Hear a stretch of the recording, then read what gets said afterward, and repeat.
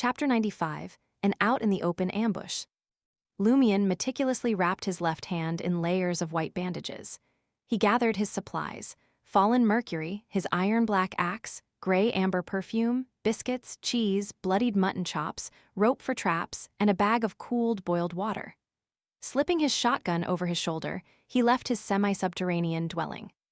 Through the thin gray fog, he ventured into a barren wasteland, riddled with cracks.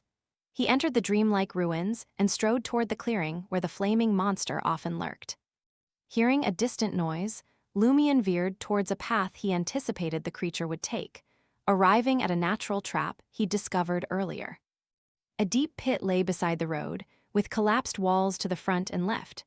Stacked rocks bordered the right side, and behind it, a mostly collapsed house loomed. Such a trap was difficult to spot. Lumion had found it only after scouring the area multiple times. He crouched behind the pit, tossing in a few sharpened wooden stakes. He covered it with a rope net he'd woven earlier and camouflaged it with soil. With the simple trap set, he placed his bait: 2 blood-soaked lamb chops, half on solid ground and half suspended above the pit. Lumion stepped back, assessing the precarious balance. He retreated into the mostly collapsed house, perching himself on the remains of an outer wall. He adjusted his position to watch the trap without being seen by passing monsters. Next, he took out the gray-amber perfume and sprayed it on the wall. A delicate, sweet scent wafted through the air, carried by sporadic gusts of wind that blew through the ruins. The fragrance clung to the wall and to Lumion. Without hesitation, he leaped away, looping back to the path where the flaming monster would appear, positioning himself closer to its hunting grounds. Once more, he changed direction, crossing the path and entering the ruins of a building opposite.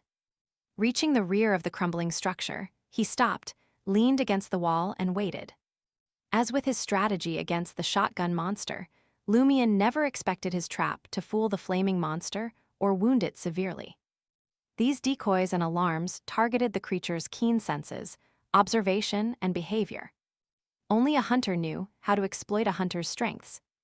Of course, all this relied on the target operating primarily on instinct, its intelligence limited to combat.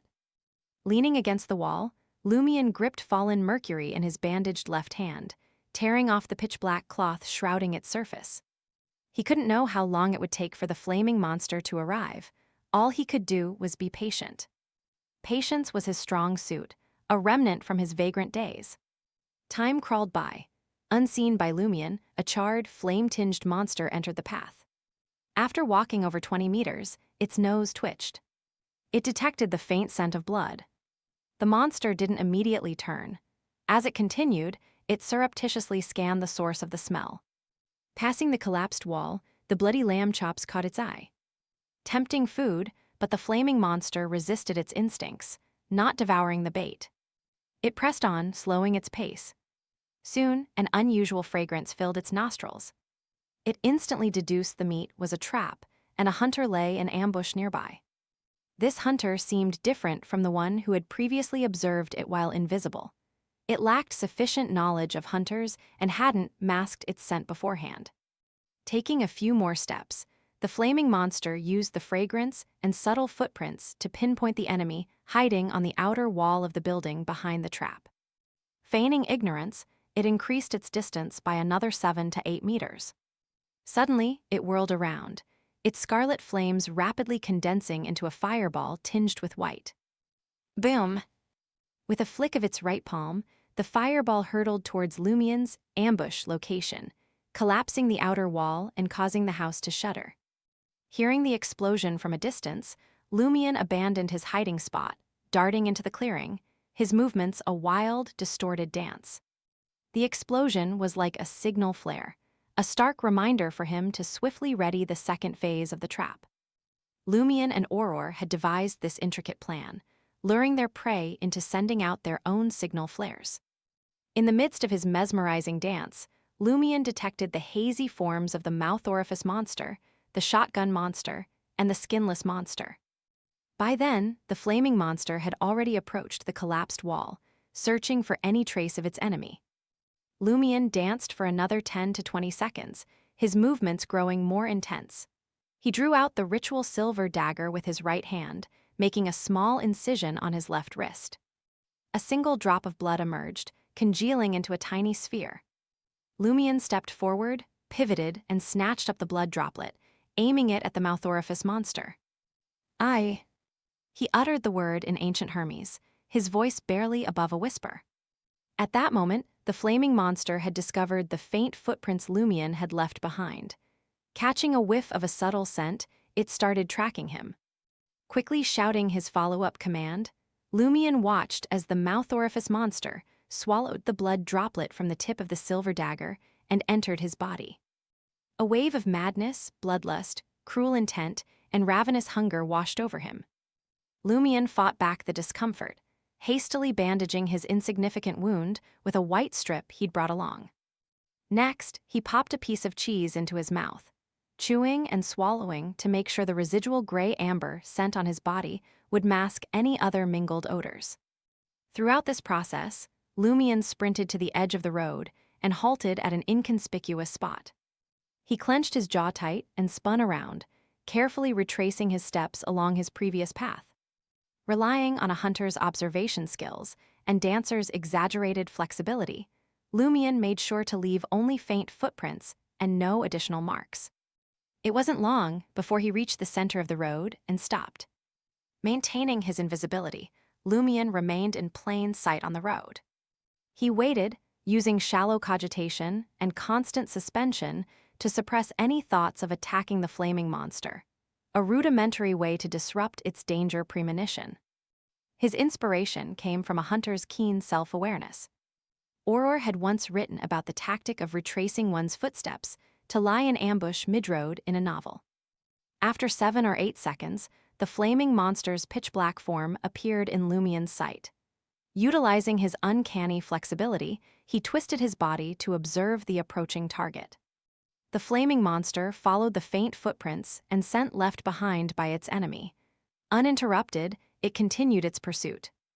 Once back on the main road, it sniffed the air, unsurprised to detect a mild fragrance. It instinctively lowered its head and found the inconspicuous footprints. But it found no trace of traps in the vicinity. Without hesitation, the flaming monster tracked the footprints to the other side of the road. The charred face and displaced eyeballs loomed larger and clearer in Lumion's sight. Holding his breath, Lumion didn't disrupt his cogitation again, striving to empty his mind. 5 meters, 3 meters, 1 meter. He lunged at the target, raising the fallen Mercury in his left hand for a swift slash. He didn't wait to close the gap further, fearing that it would trigger the prey's danger sense and prompt evasive maneuvers. The flaming monster suddenly felt an overwhelming sense of danger. Without thinking, it leaped to the side. Simultaneously, its vision captured Lumion's figure, attacking with a pewter-black dirk in his bandaged left hand. They were so close that despite the flaming monster's reaction, evasion was impossible. Lumion collided with it. With a tearing sound, fallen Mercury's sharp blade sank into the flaming monster's right chest. The fate extracted from Noodle Man infiltrated the target's body as an illusory mercury bead. Meanwhile, a river of countless intricate mercury symbols briefly surfaced. Some of the destinies rapidly converged towards the pewter-black blade. Lumion didn't bother selecting the destiny to exchange, letting fallen Mercury do as it wished. Boom! The monster's flames erupted. The forceful shockwave hurled Lumion and his fallen Mercury away. Crimson flames ignited his clothes and scorched his facial skin. Lumion bore the searing pain, twisting his waist midair to alter his trajectory. As soon as he landed, he sprang to his feet and fled. However, unable to re-enter the invisibility state until the flames were extinguished, he remained visible. Boom! Despite his serpentine sprint, Lumion was still knocked off his feet by the fireball's aftershock. His back throbbed with numbing pain. He struggled to his feet, scrambling away from the path and into the ruins where he had been hiding before. The flaming monster pursued Lumion, who was unable to turn invisible once more.